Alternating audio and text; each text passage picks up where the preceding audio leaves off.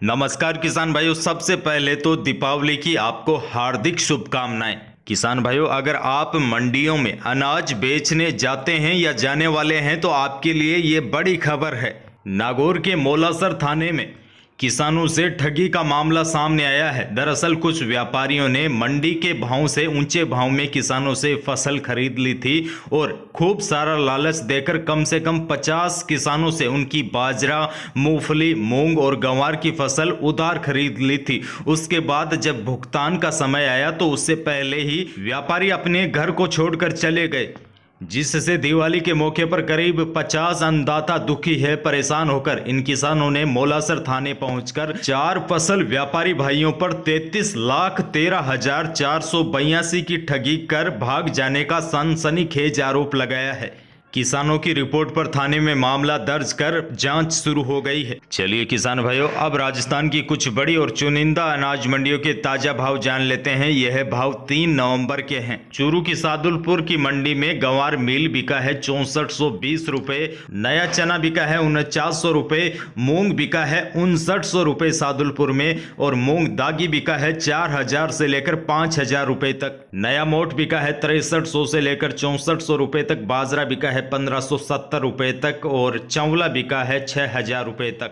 तिल बिका है सादुलपुर में 8500 रुपए। इसी प्रकार जोधपुर में गंवार का भाव रहा है 6300 से लेकर 6500 रुपए। चना का भाव रहा है अधिकतम 4800। मूंग बिका है 4000 से लेकर 6400 रुपए। तिल बिका है जोधपुर में 9200 से 11500 रुपए तक। इसबगोल बिकी है 12700 रुपए अधिकतम। सरसों बिकी है 7125 रुपए। बाजरा बिका है जोधपुर में अधिकतम 1700। जीरा बिका है 14100 रुपए। नोखा की मंडी में नया मूंग बिका है 4500 से लेकर 6850। मोट बिका है नया 7000 तक। पुराना मोट बिका है 5000 से लेकर 6200 और गंवार बिका है नोखा में अधिकतम 6400 रुपए।